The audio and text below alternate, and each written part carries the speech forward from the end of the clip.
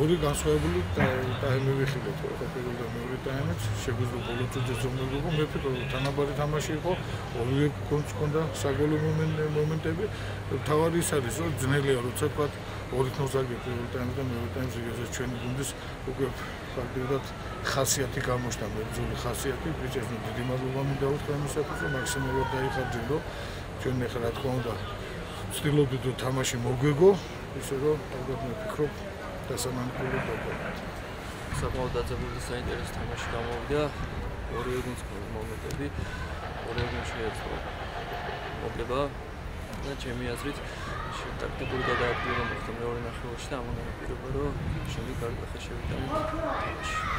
საჯისთვისაც ჩემი აზრით რთული სამსაჯო იყო ეს თამაში, იმიტომ რომ ორთაბილები იყო და ამან განაპირობა ფინალში ალბათ ის რაც ამდენი ყვითელი და წითელი კარტი გამოვიდა თამაში.